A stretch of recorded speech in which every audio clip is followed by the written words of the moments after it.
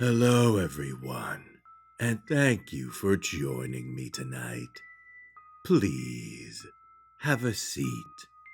Relax. What's that? Do I know any rituals?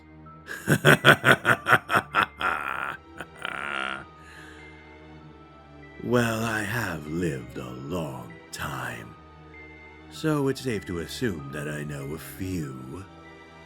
But you do recall our agreements. I will not be permitting any sort of ritual to take place in this town. For your own safeties, of course. Although, I guess it's better that you learn these kinds of things from me rather than some more dubious sources. Some general knowledge can never truly hurt. Well, let me tell you of a particular ritual that I find most appetizing.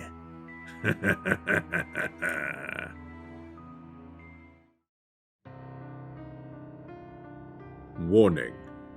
This ritual should only be attempted by those of whom have a reasonable level of culinary expertise and experience hosting company. The minutiae of the instructions are incredibly important.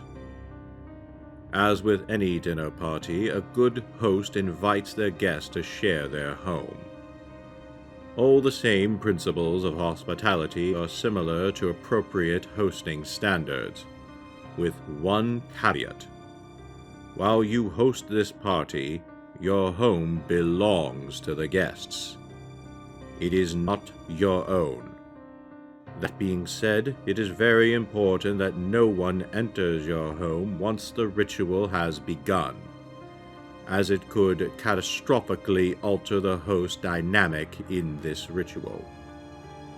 About this ritual. For the purpose of this ritual, the term ritualist or host is interchangeable.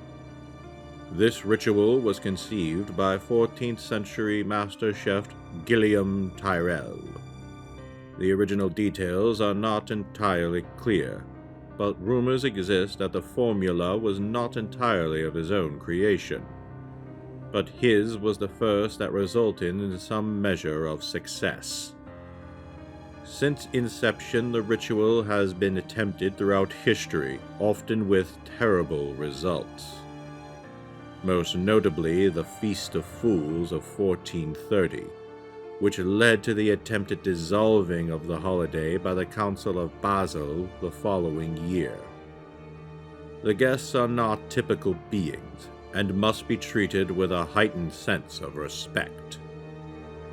There are two major facets that compose this ritual: culinary and etiquette. It appears as though none of these are restricted by time or cultural influences, and may be subjective to the ritualist. The goal. If every guest is satisfied and leaves of their own volition content, you may ask for a favor. The last question, from one guest. As with many Faustian bargains, you may ask for wealth, power, or any other typical worldly desire. But you must direct the question to the appropriate individual, and the request must be very specific. You will learn which guest is appropriate for which type of favor throughout the night. As you learn more about them, as any good host would, the guests are also known to be very fickle. So a great deal of importance is stressed on being clear and humble. The magnitude of your request must parallel the perceived success of your dinner party. For example, if you know you barely managed to survive, requesting a loved one be returned from death would be offensive. It's important to study these rules and stipulations, as once the meal has been served, the guests will arrive, and it would be very rude as a host to direct your attention away from your guests by checking the guidelines. The Culinary Formula. 5 dishes must be prepared, all in single servings, and served in separate spots around 2 tables. There are small discretionary choices available to the ritualist, but they must follow the guidelines strictly. 1 dish will be served for each of the 4 guests, and 1 final dish for the ritualist. Dish 1. There's a discrepancy between which choice works more efficiently, but both are known to serve true function. Option 1. A dish cooked from anything that has been killed by the ritualist, but must be something the ritualists themselves would eat. See the good host rule. Option 2. A plethora of clean, raw vegetables that are endemic to the region, preferably harvested by the ritualist. Dish 2. The finest cut of meat that the ritualist is able to afford. Bovine tenderloin is known to work well. In the account that the ritualist is a hunter, it's better to use prized game of their own victory. The meat must not be fish, but may be poultry, beef, pork, or game. This dish should be served with potatoes or rice and bread. Gravy and sauces are not mandatory, but are rumored to be appreciated. Dish 3. Perhaps the easiest dish to accommodate. Dish 3 must not be cooked by the ritualist. It must be cheaply obtained, a large quantity, lower in quality, and very calorically dense. Modern options have proven easily accessible. McDonald's or other such fast food appears to be an excellent choice. Dish 4. Similar to Dish 1, there are 2 main options available for your 4th guest. Option 1. Anything that may cause severe bodily harm or death to the ritualist if consumed, but must be organic in nature. If the ritualist has severe allergies, those may prove to be an excellent choice. Otherwise, the flesh of a poisonous creature, such as frogs or the pufferfish, or copious amounts of poisonous produce, typically fungi, serve well. The amount must be sufficient to kill the ritualist. Option 2. This option is in direct contrast to the previous choice. It must be milk, as fresh as possible, no longer than an hour and a half from the source. Human milk is acceptable. Dish 5. This dish must be something that the ritualist very much enjoys, yet has infrequently. Think of responses you'd have if someone were to ask your favorite food. This dish must be appropriately enjoyed by the ritualist. It is recommended that it be a dish that the ritualist themselves has made on many occasions, and thus has very little likelihood of poor results. In one account, a host who had their own dish catered, not to their satisfaction, died of asphyxiation shortly after the meal was finished. The good host rule. All of these meals, aside from dish 4 option 1, must be made in a fashion that the ritualists themselves would eat. If the ritualist is a vegetarian or vegan, any meat or dairy must appear to be the most palatable or alluring to them. The hospitality formula.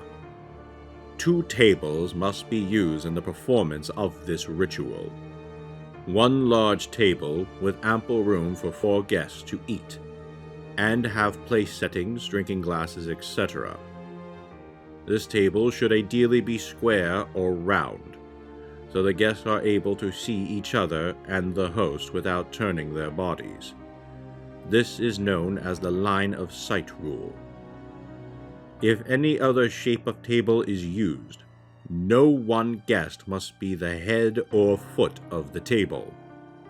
If a guest is at the head, another must be at the foot. Keep in mind the line of sight rule. The second table must be a smaller, personal-sized table. It may be large enough to accommodate multiple guests, but must be smaller than the guest table, and only host one place setting. The two tables must never touch. This will be the ritualist table. This separation is important. You may think this distinction as though you are a servant permitted to dine with your masters. A typical formal layout of a one-course meal, appropriate to the ritualist's culture, must be set up, including but not exclusively fork and knife, water glass, wine glass, placemat, candles, appropriate to the table size, napkins, water carafe, and a wine carafe. In the event that a guest should run out of water or wine, it's appropriate for the host to fill their glass, although not mandatory, as the guests may pour for themselves. The carafes must never run out. If they appear to be low, the host must promptly refill them. The wine provided must be something the host would drink. If the host abstains from alcohol, another type of beverage such as cider or juice can be a replacement. Once the guests arrive, the ritualist has become the host, and must follow certain hospitality guidelines, regardless of culture. 1. Never touch a guest without their permission. Never has permission been given, so far as anyone knows. 2. Never touch the belongings of a guest. This includes their place setting and meal once served. Their cup must not be touched if being refilled by the host. 3. Never directly address a single guest. Questions or conversations must organically find themselves directed at a guest. For example, if they are talking and you inquire about the subject. There is one exception to this rule. That is the final question. 4.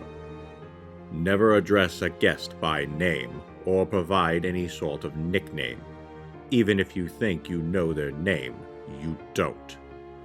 They are both non-denominational and connected in some way to all systems of theology. 5. Never let the carafes run dry. 6. Never let a candle burn down entirely. 7.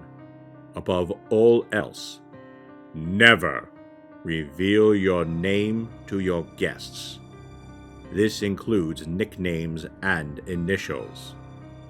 A title such as chef, doctor, political or military position may be provided, if it comes up organically. 8. The final question must be directed at the appropriate guest. 9. The host must try their best to enjoy themselves. This may be the most difficult rule to adhere to, as the ritual can be very intensive and stressful. But consider, is any dinner party truly worth attending if the host is in shambles? The consequences. The extent of consequences for failed dinners or broken rules are not fully known. In fact, there is potential to improve or change the ritual itself, although deviation is strongly advised against. Such consequences have been noted. A host who fails to enjoy their own dish may asphyxiate. A host who fails to provide appropriate or satisfactory meals to their guests may suffer a particularly gruesome end, or in one known case, lack thereof. A host who fails to accommodate any particular hospitality rule may find themselves living an undesirable or so-called cursed life.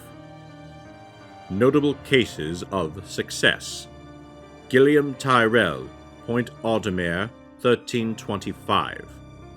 Unknown desire, possibly culinary prowess. A Russian peasant and self-proclaimed mystic, St. Petersburg, 1915. Desire is believed to be lasting fame or infamy. An abstract American artist, New York, 1959, desired simply to have a dinner party. Notable cases of failure. This list is difficult to properly determine, as much as the information based on failed rituals appears to be little more than rumors, often attributed to sacrilege, worship of demons, as such cases as the dissolution of the Knights Templar, insanity, or works of political tyranny such as the Great Leap Forward. It's rare that survivors exist, or are even capable or willing to discuss the events or their failures. It is important to note that without understanding what it is the ritualist requested in the final question, it's impossible to know whether or not the ritual was a success. Despite Gilliam Tyrrell being the first truly understood case of this ritual, the earliest known historical account is also one of the only cases with any real substantiation of disaster. The failure of this ritual is thought to be the cause of the eruption of Mount Vesuvius in 79 AD.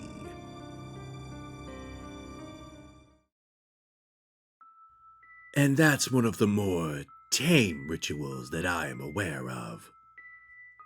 It's nice to see some ritualistic magic that's a little more refined than just getting a human sacrifice or throwing a goat off a cliff.